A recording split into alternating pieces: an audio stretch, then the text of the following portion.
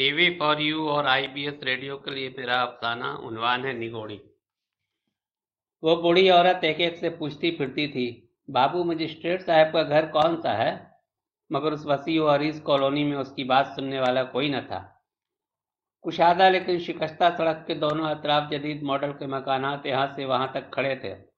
हर मकान के गिर्द चार दीवारी थी और सामने लोहे का गेट लगा हुआ था। चार दीवारियां इस कदर बुलंद थी कि अंदर के मनाजिर आंखों से राब्ता कायम करने में नाकाम थे। हर मकान पर नेम प्लेट भी लगी थी, मगर उस नाखानदा औरत के लिए वो नेम प्लेट भी बेकार थी। धूप सर पर आ चुकी थी। बुढ़िया को प्यास लगने लगी। उसने आंखों के ऊपर हथेली का छज्जा बनाकर आसपास नजर दौड़ाई, लेकिन कहीं पर पानी की कोई सबील नजर नहीं आई। सड़क भी सुनसान हो चली थी। दूर दूर तक किसी किस्म की कोई दुकान भी दिखाई नहीं दे रही थी। मार्च के महीने की धूल भरी हवा उड़ी और बुढ़िया के बालों में बहुत सारी गर्द छोड़कर चकराती हुई आगे निकल गई। उसी वक्त एक साइकिल सवार दूर से आता दिखाई दिया। बुढ़िया ने उसे हाथ के इशारे से रोकना चाहा। वो एक बार पुकारा उसने एक बार पुकारा भी, बाबू बाबू जरा सुनना। मगर वो साइकिल सवार उसकी जानिब से बेनियाजाना अपनी धुन में पैडल मारता हुआ आगे निकल गया। बुढ़िया कुछ और आगे बढ़ी और फिर एक मकान के गेट के बाहर बने चबूतरे पर बैठ गई। चंद लम्हे गुजरे थे कि अंदर से एक अधेड़ उम्र का शख्स हाथ में झोला लटकाए बाहर निकला।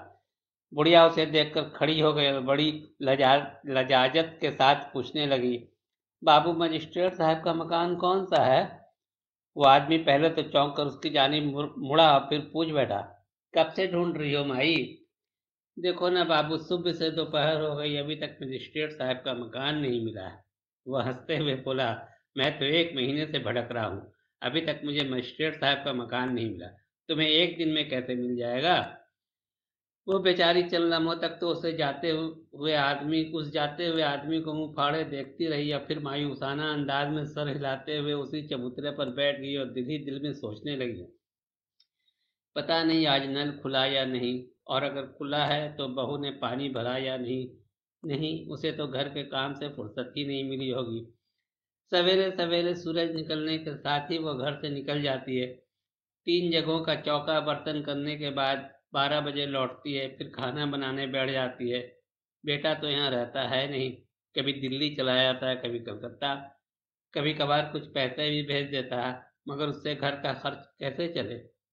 बेटा एक बार आसाम चला गया था, मगर वहाँ बिहारियों को मारना शुरू किया तो लौटकर चला आया। एक बार पंजाब भी गया था। पता नहीं बाहर जाकर कौन सा काम करता है, मगर जब जब लौट कर आता है कुछ और दुबला दिखाई देने लगता है। उसके दोनों बच्चे दिन भर इधर उधर मारे फिरते हैं। बड़ा 10 साल का है और छोटा 8 साल का। उन्हें स्कूल भेजने की सकत तो है नहीं। सारा दिन गली के दूसरे बच्चों के साथ पास वाले कब्रिस्तान में या करीब की कॉलोनी के आधे अधूरे बने मकानों में जुआ खेलते रहते हैं। भूख सताती है तो घर चले आते हैं, और घर घर किसे कहें भैया। मिट्टी की दीवारें, फूस का छप्पर, ये दीवारें जिनमें जगह जगह छेद हो गए हैं, सर्दी को कैसे रोक सकती हैं? और फूस का छप्पर तो बरसात भर टकता ही रहता है। गर्मी का मौसम बड़ा अच्छा है, जहाँ तहाँ सो रहे, न गर्म कपड़ों का झंझट, न लिहाफ तोशक की जरूरत। सर्दी तो बस अमीरों का मौसम है। मेरे घर में तो बस 2 फटे पुराने कंबल हैं। एक में बहू अपने बच्चों को समेट कर सो रहती है और दूसरे में मैं अपनी बेटी और नतनी से लिपट कर सो जाती हूँ। दामाद भी मिला तो निखट्टू, कुछ करता धरता है नहीं। जो कमाता है जुए और शराब में उड़ा देता है। सो मेरी बेटी उससे लड़ झगड़ कर मेरे पास आ गई है। अब मैं अपनी बेटी से दूसरों के घर का चौका बर्तन तो नहीं करवा सकती ना। और फिर घर और बच्चों को देखने वाला भी तो कोई होना चाहिए। मैं तो बाबू अब काम करने के लायक रही नहीं। दोनों घुटनों में हर वक्त दर्द रहता है, चला फिरा नहीं जाता और नज़र भी कमज़ोर हो गई है। मैं निगोड़ी भला घर से निकलकर इतनी दूर काहे को आती? बचपन में जब अम्मा किसी बात पर मुझे निगोड़ मारी कहती थी तो मैं खीखी करके हंसने लगती। ये बात अब समझ में आई कि जिसको गोड़ नहीं होता है वही निगोड़ा कहलाता है। तो जब मुझ निगोड़ी को मालूम हुआ कि मंत्री जी अपने समर्थकों के साथ होली खेलने आए हुए हैं, तो मैं अपनी दरखास्त लेकर उनके पास गई थी। सरकार ने विधवा पेंशन जारी कर रखा, और वो क्या कहते हैं, वृद्धा पेंशन भी। मैं तो बाबा क्या बोलूं कि विधवा भी हूं और वृद्धा भी। सोचा कि प्रोफेसर साहब से एक दरख्वास्त लिखवाकर मंत्री जी से मिलूं। घर से निकलने लगी तो ख्याल आया कि क्या पता प्रोफेसर साहब के पास कागज़ और कलम हो ना हो, इसलिए मैं ये चीज़ें बगल वाले बबलू से लेकर प्रोफेसर साहब के पास गई और इतनी सारी घुमावदार सीढ़ियाँ चढ़कर ऊपर पहुंची। वो बहुत सारे लड़के और लड़कियों को पढ़ा रहे थे। मुझे देखकर उन्होंने नागवारी के साथ होंठ सिकोड़े। मुझे ख्याल आया कि मुझे उनको तंग नहीं करना चाहिए था। फिर जब उन्होंने मेरे आने का सबब दरियाफ्त किया तो और मैंने उनसे दरख्वास्त लिखने की दरख्वास्त की तो वो कहने लगे, अभी तो मेरे पास वक्त नहीं है, ट्यूशन पढ़ाने के बाद मैं कॉलेज जाऊंगा, 2 बजे लौटूंगा, खाना खाऊंगा, फिर कुछ आराम करूंगा, शाम के 5 बजे जब थोड़ी फुर्सत मिलेगी तो तुम्हारा काम कर दूंगा। इतना कहकर वो फिर पढ़ाने में मशगूल हो गए। मैं वहां से नाकामो नामुराद लौट आई। घर आकर मालूम हुआ कि मंत्री जी आज शाम को पटना चले जाएंगे। मैंने थोड़ी देर को कुछ सोचा, फिर ख्याल आया कि क्यों ना बबलू से ही दरख्वास्त लिखवा लूं। जैसा प्रोफेसर साहब लिखते हो वैसा ही बबलू भी लिख सकता है। मैं फिर बबलू के पास गई और उससे कहा कि ज़रा एक दरख्वास्त लिख दो कि मैं अभागन विधवा दाने दाने को मोहताज हो रही हूँ। शौहर को मरे हुए एक अरसा हो गया। जब तक हड्डियों में ताकत थी इधर उधर काम करके गुजारा करती रही। अब बदन में सकत नहीं रही। एक बेटा है मगर वो रोजी रोटी के तलाश में बाहर गया हुआ है। एक बहू, 2 पोते, एक बेटी और एक नतनी की परवरिश का जिम्मा मेरे सर है। मैंने जैसा कि ऊपर बताया कि मैं खुद भी बीमार रहती हूँ। दवा इलाज के लिए भी पैसे नहीं हैं। माई बाप, सुना है कि आपकी हुकूमत गरीबों का खास ख्याल रखती है। अगर आप इस दुखियारी बुढ़िया की अर्ज सुन लें तो बड़ी मेहरबानी होगी। मैं बोलती गई और वो लिखता गया। मैं ये तो नहीं पढ़ सकी कि उसने क्या लिखा, लेकिन मगर इतना समझ गई कि मैंने जो कुछ कहा उसने वही लिखा होगा। फिर मैं दरख्वास्त लेकर मंत्री जी के दरवाजे पर पहुंची। कितना बड़ा मकान बना लिया है मंत्री जी ने। पहले वहां पर खपरेल का मकान हुआ करता था। अल्लाह उनकी रोजी में और बरकत दे, आमीन। मंत्री जी के आलीशान मकान के आगे नई नई चमचमाती हुई गाड़ियां लगी थी और ये लंबी लंबी मूछों और सुर्ख आंखों वाले बहुत सारे लोग इधर उधर टहल रहे थे। कुछ जवान औरतें भी थीं। अल्लाह जाने काहे को लिए आई थी। मैंने आस पास नजरें दौड़ाई तो शरफू रिक्शे वाले पर नजर पड़ी। मैंने उससे कहा कि जरी मंत्री जी से मिलने को का उपाय बताओ, उन्हें ये दरख्वास्त देनी है। शरफू हंसने लगा, फिर बोला, अरे अम्मा, अभी तो दिन के 12 ही बजे हैं। मंत्री जी अभी सोए हुए हैं। अभी तक सोए हुए हैं? मैंने हैरत से पूछा। और क्या, भोर 4 बजे तक जागते जो हैं। अच्छा, 4 बजे तक जगे रहते हैं? मेरी हैरत बढ़ती जा रही थी। फिर मैंने पूछा, अच्छा ये तो बताओ कि 4 बजे भोर तक जाग कर वो करते क्या है? तहज्जुद पढ़ते हैं या तलावत करते हैं? मेरी बात सुनकर शरफू जोर जोर से हंसने लगा। हंसते हंसते उसकी आंखें भीग गई। फिर अपनी हंसी रोकते हुए बोला, अम्मा, तुम भी बिल्कुल वो हो। अरे मंत्री जी सरकार चलाते हैं, सरकार। इतना काम होता है उनके सर पर। सड़क बनवाओ, पानी बिजली का इंतजाम करो, बेरोजगारों को काम दिलवाओ, और फिर हम जैसे लोगों की सुनो। मिलोगी तो देखोगी कि जागते जागते आंखों के नीचे काले डोरे आ गए हैं। मेरा सर अकीदत के मारे झुक गया। मंत्री जी को हम गरीबों का कितना ख्याल है। उन्हें तो यूं मैंने कई बार देखा है, बल्कि सच पूछो तो मैं उनको बचपन से देखती आ रही हूँ। मैं तो बरसों उनके घर पर काम भी कर चुकी हूँ। अब भी उनके दर्शन हो ही जाते हैं। वोट मांगने या पर्व त्योहार के मौके पर हम गरीबों से मिलने मिलाने के लिए पैदल ही हमारे मोहल्ले में चले आते हैं। मगर उनके साथ इतनी सारी भीड़ रहती है कि उन्हें ठीक से देख भी नहीं पाती। मगर अभी तो मुझे एक दरख्वास्त देनी है उन्हें, और वो बेचारे अभी तक सरकारी काम काज की थकन मिटाने में लगे हुए हैं। शर्फू की वजह से मुझे कुछ ढारस हो रही थी। उसी वक्त दरवाजे पर एक बांका सजीला नौजवान खूब अच्छे कपड़े पहने, कान से फोन लगाए बाहर निकला। लोगों में हलचल हुई और बहुत सारे लोग बेख्तियार उसकी जानिब दौड़े। शरफू ने बताया कि ये मंत्री जी का सेक्रेटरी है, तुम अपनी दरख्वास्त इसके हवाले कर दो। पर मेरा दिल ना माना। क्या पता ये दरख्वास्त अपनी जेब में रखकर भूल जाए। मैं उसे खुद अपने हाथों से मंत्री जी के हवाले करूंगी। शरफू ने अपनी दरख्वास्त उसके हवाले कर दी। सेक्रेटरी फिर अंदर चला गया और शरफू मुझे मलहमत भरी नज़रों से देखने लगा। मगर मैं भी दिल पर जब्र किए बैठी रही। फिर जब मस्जिद से ज़ोहर की अजान की आवाज़ आई तो एक बार फिर दबा दबा शोर उभरा। भीड़ बेकाबू होने लगी। मालूम हुआ कि मंत्री जी बस अब आने ही वाले हैं। मैंने शर्फू का हाथ पकड़ा और कहा कि बाबू जैसे भी हो मंत्री जी के बाहर निकलते ही मुझे उनसे मिलवा देना। शर्फू बोला, अम्मा देखती हो कितनी भीड़ है। मैं तो सोच रहा हूँ कि मुझे उनसे मिलने का मौका मिलेगा या नहीं। हालांकि शर्फू 40-45 साल का हो चुका है, मगर मैंने उसकी हिम्मत बंधाते हुए कहा, अरे तू हट्टा कट्टा नौजवान है, जरा सी भीड़ चीर कर मंत्री जी के पास नहीं जा सकता। मेरी बात सुनकर वो सीना तानकर खड़ा हो गया। उसी लम्हे मंत्री जी मुस्कुराते हुए बाहर निकले। लोग उनके उनके इर्द गिर्द जमा हो गए। मंत्री जी ने हाथ जोड़कर सबों का इस्तकबाल किया। उनके चेहरे पर मुस्कुराहट खेल रही थी। शर्फू किसी तरह भीड़ से गुजरते हुए मेरा हाथ पकड़े पकड़े उनके सामने जा खड़ा हुआ। मैंने वक्त ज़ाया किए बगैर उनसे कहना शुरू किया, बेटा मैं गरीब दुखियारी हूँ, ज़रा मेरी अर्ज़ भी सुन लो। पता नहीं उन्होंने मेरी बात ध्यान से सुनी या नहीं, मगर वही सेक्रेटरी जो और लोगों की दरखास्तें जमा कर रहा था, उसने मेरे हाथ से कागज़ ले लिया।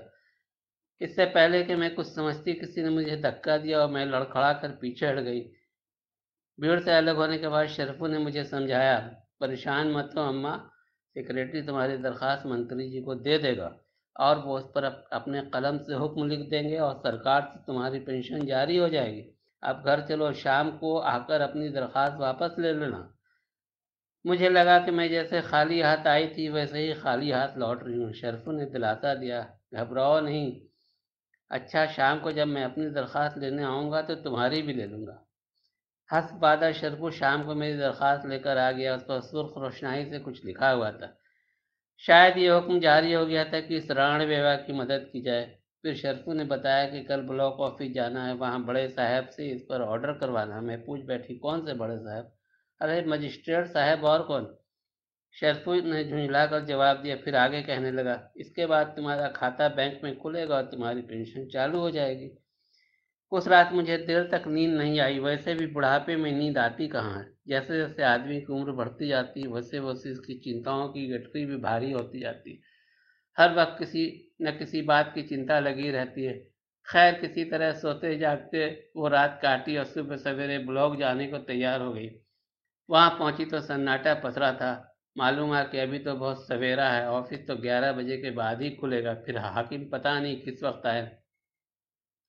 मैंने सोचा अब इतनी दूर वापस जाना और फिर आना मुश्किल है। मैं कागज हाथ में लिए वहीं पर बैठ रही और घड़ियां गिनने लगी। न मालूम कितना समय बीता, मैं तो बैठे बैठे कहीं और पहुंच गई।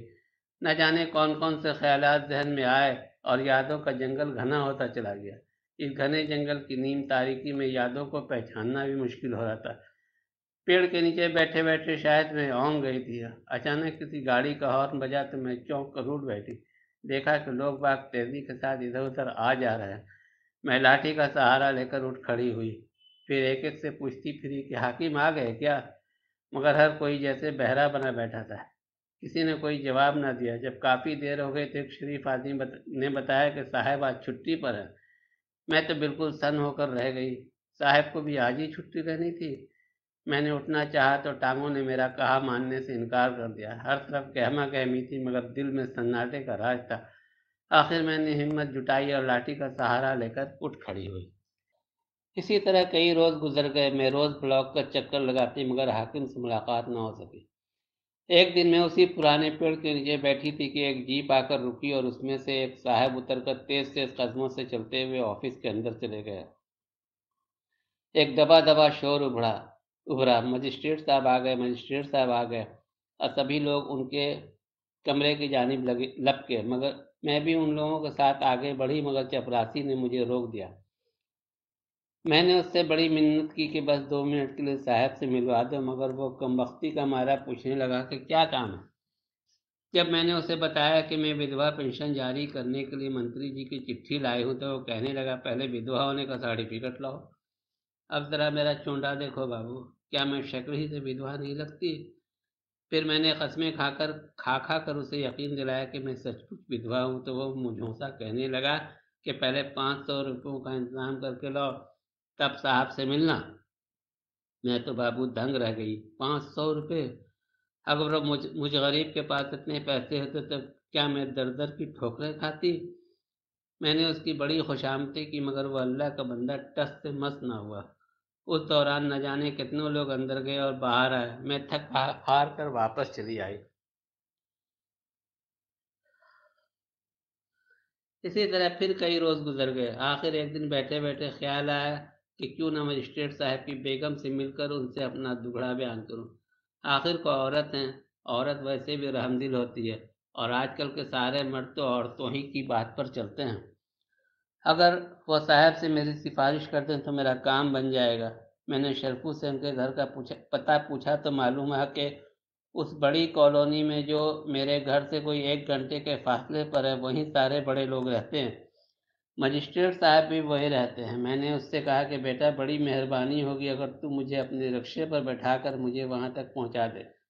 शरफू कहने लगा, अभी तो मैं कॉलोनी के बच्चों को स्कूल पहुंचाने जा रहा हूँ, नहीं तो मैं खुद तुम्हें वहां ले चलता। तुम ऐसा करो कि पूछते पाछते चली जाओ, मजिस्ट्रेट साहब का मकान मिल जाएगा। अब मैं लाठी टेकते टेकते यहाँ तक आ गई हूँ और सबसे पूछती फिरती हूँ कि भैया, मजिस्ट्रेट साहब का मकान कौन सा, मगर कोई नहीं बताता। एक मंचला कहने लगा, अरे बुआ, किस मजिस्ट्रेट को खोजती हो, आजकल तो सभी मजिस्ट्रेट हैं। अब देखो ना, जो खामोशी के साथ इम्तहान में नकल होते देखते रहते हैं वो भी मजिस्ट्रेट कहलाते हैं, और जो इलेक्शन में चुपचाप अपनी नज़रों के सामने धांधली होते देखते रहते हैं वो भी मजिस्ट्रेट होते हैं, और फिर जो दंगे फसाद के दौरान खामोश तमाशाई की तरह फसातियों को उत्पात मचाते देखते रहते हैं उन्हें भी मजिस्ट्रेट ही कहते हैं। मैं बुढ़िया बकाल क्या जानूं कि कितनी तरह के मजिस्ट्रेट होते हैं। अभी मैं हक्का बक्का उसका मुंह तक रही थी कि एक दूसरा आदमी मेरे करीब आ खड़ा हुआ। किसे ढूंढती हो अम्मा? बेटा, सवेरे से खोजते खोजते थक गई हूँ, कोई नहीं बताते कि मजिस्ट्रेट साहब का मकान कौन सा है। उस नौजवान ने सर झुकाकर थोड़ी देर कुछ सोचा और यूं सर उठाया जैसे उसे कुछ याद आ गया हो। बस अगले चौराहे से थोड़ी दूर आगे चली जाओ, वहां सड़क के बीचों बीच जो मंदिर बना हुआ है उसी के दाहिनी जानी मजिस्ट्रेट साहब का घर है। बड़ा सा लाल फाटक है, फाटक के अंदर बड़ा सा बरगद का पेड़ है, बस सीधी चली जाओ। मैं निगोड़ी उसके बताए हुए पते पर किसी तरह घिसटती घिसटती लाल दरवाजे तक पहुंच गई। दरवाजा अंदर से बंद था। मैंने थपथपाया तो अंदर से चौकीदार ने छोटी खिड़की से झांक कर पूछा, क्या बात है, किससे मिलना है? वह मुझे शायद कोई भिखारिन समझ रहा था। मैंने आंचल में बंधी हुई दरखास्त को उंगलियों से टटोलते हुए कहा, बेटा, तेरे बच्चे जिए जरी की जरी मेम साहब से मिलवा दो। क्या काम है उनसे? उसने डपट कर पूछा। काम तो असल में मजिस्ट्रेट साहब से है। काम तो असल में मजिस्ट्रेट साहब से है, लेकिन कौन से मजिस्ट्रेट साहब से? वही जो विधवा पेंशन जारी करते हैं। वो तो सीओ साहब करते हैं। मैं क्या जानूं भैया, वो तो शरफू ने जो बताया मैंने वही समझा। अब यही बता दो कि सीओ साहब का मकान कौन सा है। मुझे नहीं मालूम, उसने बेरुखी के साथ जवाब दिया और खटाक से खिड़की बंद कर दी। मैं सवेरे से भूखी प्यासी चलते चलते थक कर चूर हो चुकी थी, मगर दिल में जो आस की किरण जगी थी वो मुझे रोशनी दिखा रही थी। अगर आज ये काम ना हो सका तो शायद कभी ना हो। मैं कांपती कांपती टांगों को समेट कर वहीं पर बैठ रही। दिन भर इधर उधर चकराती हुई हवा अब सुबह खराब हो चली थी। सूरज ऊंचे मकानों के पीछे जाकर नजरों से ओझल हो चुका था। अचानक बुढ़िया को महसूस हुआ कि फिजा पर एक पुरस्कार खामोशी छाई हुई है। आस पास कोई भी नहीं है। इतनी देर से वो किससे बातें किए जा रही थी।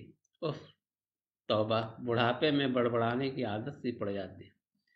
दूर मगरबी किनारे पर आफताब गुरूब हो रहा था और दो लरजीदा टांगे लाठी के सहारे धीरे धीरे आगे बढ़ती जा रही थी।